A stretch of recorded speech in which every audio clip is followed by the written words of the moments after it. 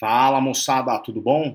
Vamos começar aí com a aula do bloco de pé e tornozelo. Hoje a gente vai falar sobre fraturas do colo do talos e eu vou resvalar ali em fraturas do processo lateral e processo posterior. Tá legal? Vamos lá. Muito bem, vamos começar com um pouco de história aí. Rockwood gosta um pouco de história aí, né, no começo. E ele fala sobre a história do Guardião Talos. Quem que é o Guardião Talos? Era esse grande homem de bronze aí que guardava a ilha de Creta e ele tinha uma fragilidade que diziam a mitologia que ele tinha só uma veia dorsal que irrigava todo o seu corpo e essa seria a sua grande fragilidade. Que descoberto essa fragilidade, ele acabou sendo derrotado. Então, ele tem essa lenda aí do Guardião Talos, e o nosso osso de estudo hoje também tem essa fragilidade em relação à irrigação e essa relação com a osteonecrose. Muito bem, vamos falar um pouco então sobre as fraturas de talos, né? Então, vamos considerar que a fratura de talos ela é relativamente incomum, tudo bem? O talos é o segundo osso tarsal mais comumente fraturado, o primeiro osso tarsal mais comum é o calcâneo, tá? Fraturas do processo talar, as fraturas do colo do corpo, são muitas vezes provocadas por trauma de alta energia. Então, existe uma associação de trauma esportivo, principalmente para a fratura do processo lateral, que é a fratura do snowboard, com inversão, né? E as fraturas de colo e de corpo de talos, comumente tem um componente axial mais exuberante aí, com mais energia também associada. Muito bem, a fratura mais comumente associada da fratura do talos é o malelo medial, em 19% dos casos, e a fratura de calcâneo em 10% dos casos. Então a mais comum é a fratura do malelo medial, tá bom? E o Rockwood defende que você faça um raio-x AP perfil, mas comumente você vai precisar de uma tomografia aí para conseguir enxergar melhor a fratura de talos e conseguir caracterizar, planejar a cirurgia, tudo bonitinho, tá?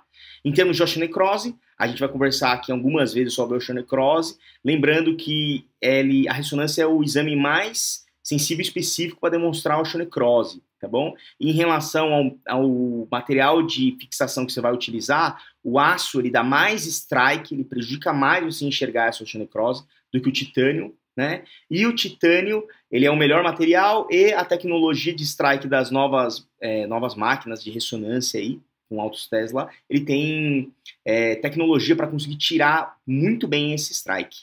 Tá legal? Muito bem, vamos fazer uma questãozinha aí para já dar uma rebatida. Dentre as fraturas abaixo, a mais comumente associada à fratura do colo do talos, qual que é? Em 19% dos casos, pessoal, fratura de maléolo medial é o associado. O segundo mais comum, fratura de calcâneo. Tá legal? Falar um pouco de classificação. Essa aqui é a classificação AO. Vamos lembrar que as fraturas do talo são divididas em fraturas por avulsão, do processo da cabeça, né, fraturas 81A. As fraturas do colo são fraturas 81B e as fraturas do corpo 81C. Bom, acho que isso já é o suficiente para a gente saber em termos de fraturas de componente de classificação AO.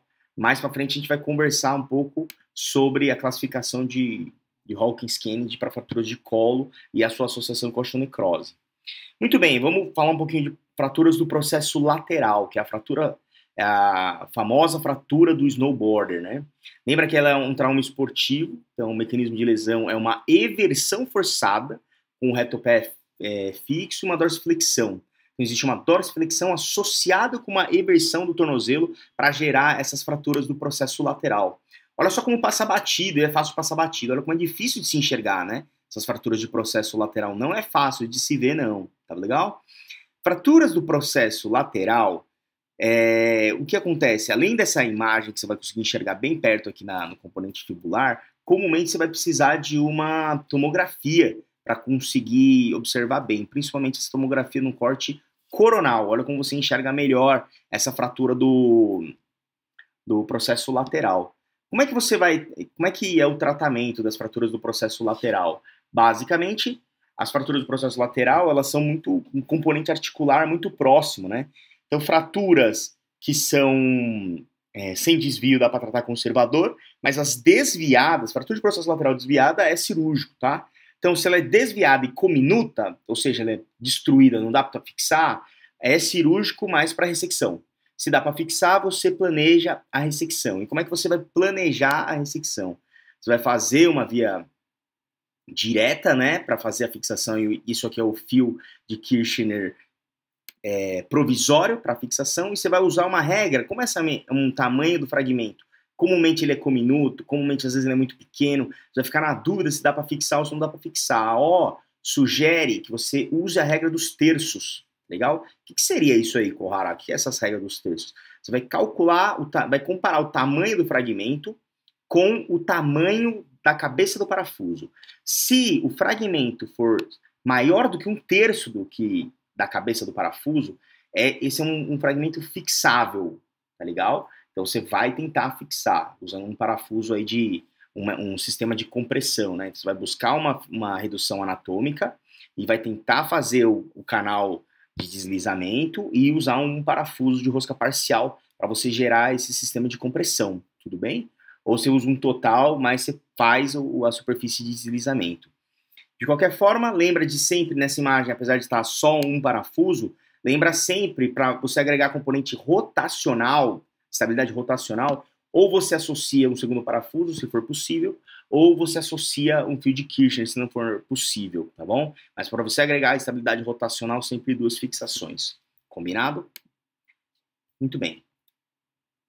Vamos falar um pouco agora do processo posterior, mecanismo de carga, de lesão para essa fratura, tem um componente axial muito mais predominante, né? Então gera essa fratura do componente posterior. E de novo, para a fixação, a estabilidade rotacional tem que ser garantida ou necessária, se for possível, você fixar com 2 parafusos. Lembra, se não dá para fixar com 2 parafusos, você fixa só com o fio de Kirchner. Então você associa um segmento de fratura de parafuso com o fio de Kirchner. Então sempre dupla fixação. Tá legal? Muito bem, agora a gente vai conversar sobre a grande estrela aí desse capítulo, que são as fraturas do colo do talo. Eles são, em geral, resultados de mecanismos de grande energia, né? Geram muita dor, edema, o pé fica muito inchado depois de um trauma de energia importante e tem muita associação com complicação, tá? Lesão de partes moles, infecção, artrose, deformidade do retropé, principalmente o varo do retropé, e principalmente, né, o mais associado, o mais clássico aí, é a associação com a necrose avascular do talos. Então, tá? A avaliação radiográfica sempre inclui, né, as imagens clássicas do tornozelo, a P perfil, mortise, uma série do pé também, a P perfil lateral oblíqua, e ele pede para fazer uma incidência de canale, que é ela obtida para avaliar adicionalmente o colo do talos. Né? Como é que você vai fazer essa incidência de canale, que é o clássico? Então você vai fazer o perfil, mas para você ver o AP verdadeiro, a melhor imagem verdadeira do colo e a associação do talos com a cabeça e o navicular, é essa incidência de canale. Né? Classicamente você vai fazer isso, você vai fazer essa eversão do pé em pronação de 15 graus e essa movimentação de 75 graus cranial. Tá legal? E como é que pode cair isso aí, né? Será que isso aí é quente? Qual que é a importância disso, tá? Conversando com o pessoal do pé, o que eles falam? Que essa incidência, hoje em dia, como é muito comum a gente pedir tomo, né? Perder um pouco de força em termos de planejamento pré-operatório. Mas ainda é muito importante você fazer a incidência de Kelly Canale, principalmente porque quando você estiver operando, você não tem uma tomografia para você operar, né? Então é importante você entender bem a fratura pela incidência de Kelly Canale, porque é a melhor visualização que você vai ter no intraoperatório via escopia. Tá legal? Então é importante você saber fazer isso para você conseguir manejar as imagens da escopia no intraoperatório. Como é que pode cair isso aqui? Isso aí cai muito, é muito quente essa questão aí. Né? Ele pergunta sobre Kelly Canale, tá? Expliquei qual que é a importância e como é que você faz para avaliar a fratura do colo do talos, a inclinação da ampola do raio-x em relação ao solo. Como? É isso, mas isso aqui, infelizmente, você vai ter que decorar, não tem outra opção. 75 graus cranial, tá bom? E 15 graus de pronação do pé, tudo bem? Então é 75, 15 para você conseguir fazer a incidência de Kelly Canale de uma maneira adequada, tudo bem? Como é que você classifica aí? Por que ela é tão importante a classificação da fratura de colo, de talos? Porque quanto mais ele desvia, mais ele necrosa. Essa é a grande importância aí da fratura de colo, tá legal? Lembrando, no tipo 1, então, existe uma fratura do colo, mas ele não está desviado. A chance de osteonecrose é bem baixa, eles relatam de 0 a 10% só dos casos. chance baixa. No tipo 2, existe já o desvio, então é uma fratura desviada do colo do tálus, com uma subluxação, uma luxação subtalar, ou seja, abaixo do tálus. Ou seja, é uma luxação em relação ao tálus e ao calcâneo. Tá legal, pessoal? E no tipo 3, que realmente luxa a parte superior do tálus, né? Ou seja, que é a do tornozelo, que seria a tibio-talar. Então é uma luxação tibio-talar e subtalar, ou seja, entre o tálus e o calcâneo.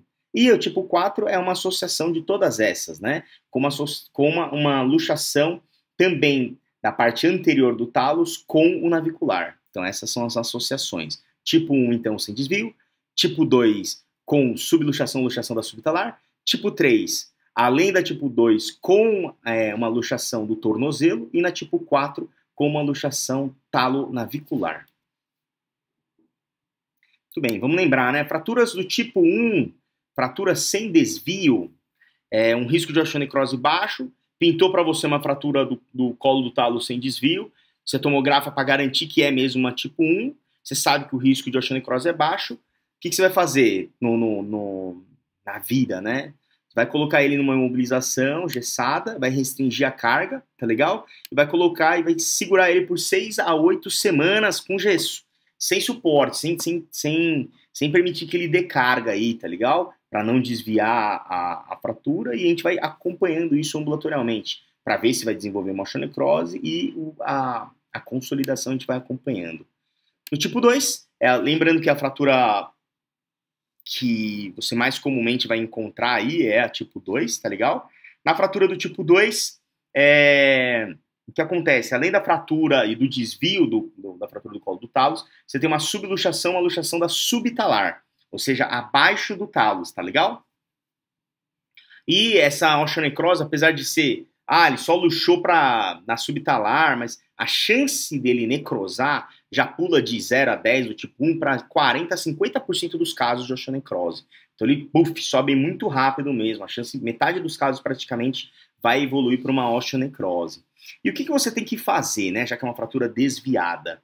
Então, Rockwood, né, como método do autor, ele também sugere o mesmo método que a O indica, que é fazer uma redução fechada. Ele acredita que nos tipo 2 e até nas tipo 3, uma redução fechada pode ser tentada.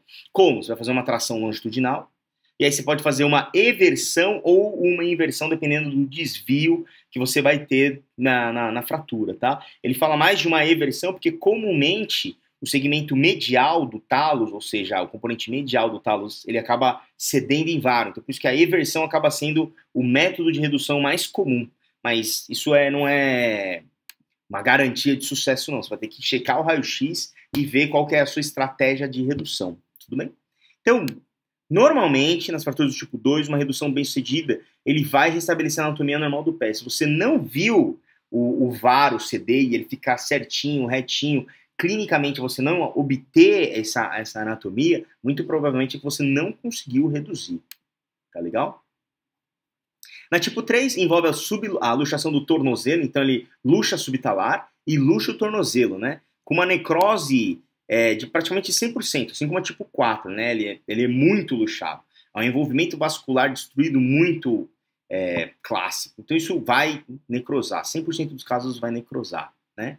E lembrando que ele luxa, mais comumente o corpo ele vai para póstero-medial. E na tipo 4 é uma osteonecrose de praticamente 100% dos casos aí. Então existe uma luxação, uma fratura com desvio e luxação da subtalar, do tornozelo, né, da talo crural e da talo navicular. Essa associação também com uma osteonecrose de 100%.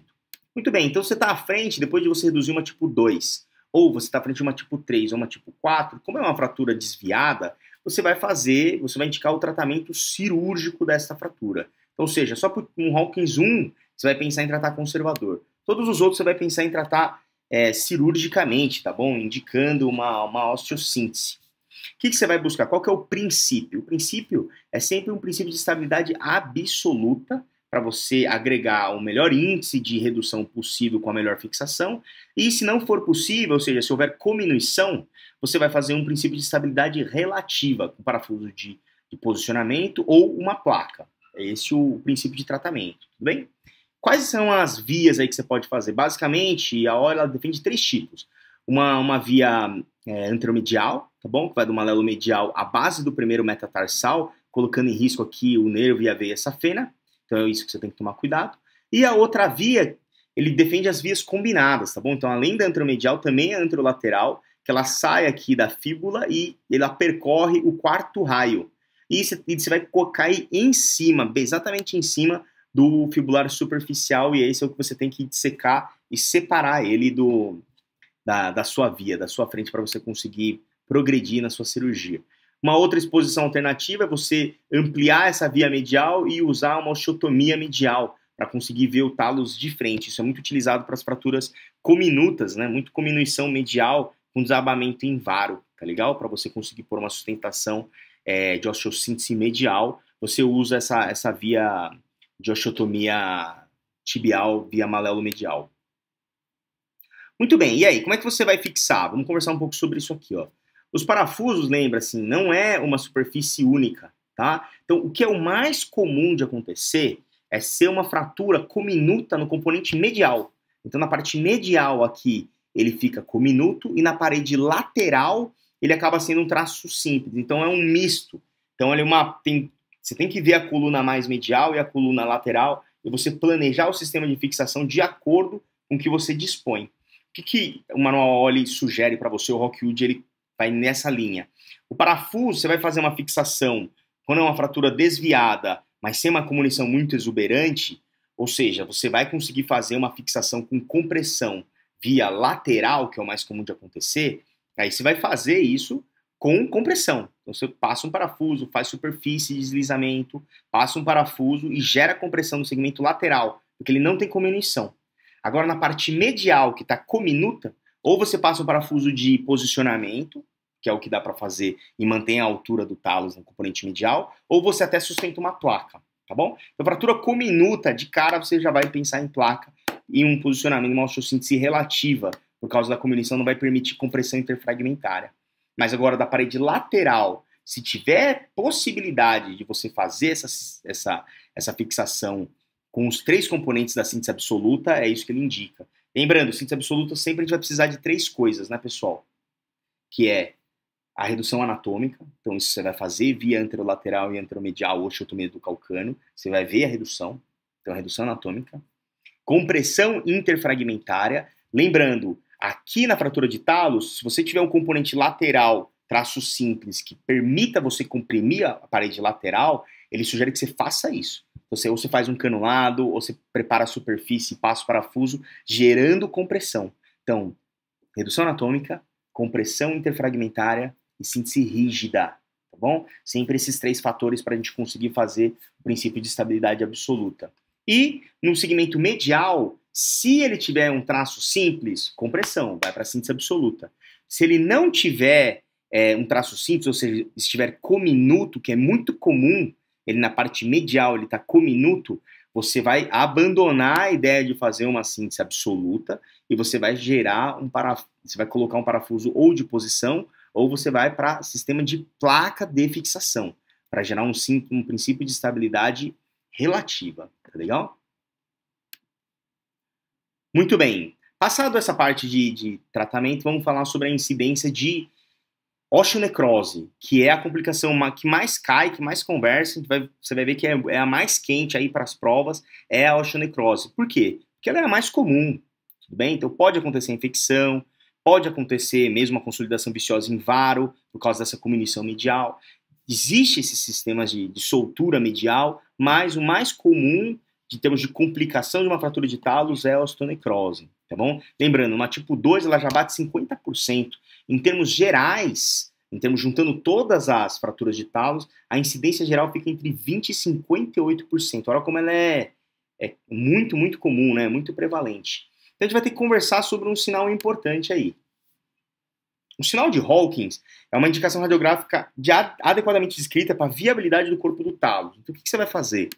Você vai lá, vai operar o paciente, você vai fixar ele, você está fazendo o acompanhamento, você vai tirar os pontos em torno da segunda, terceira semana, e na sexta semana, a partir da sexta semana, classicamente, entre a sexta e a oitava semana, Hawkins descreveu um sinal visto numa radiografia antero-posterior, no raio-x AP, que mostra uma atrofia subcondral. Qual que é a ideia dele? O que ele defende? Num paciente que você está tirando a carga, porque você acabou de fixar, é um osso que ele tem chance de você dar a carga e ele soltar, ele comumente você já tira a carga e já gera uma osteopenia de desuso. Isso vai acontecer pela própria fratura, pelo próprio segmento da fratura, que é o que ela exige.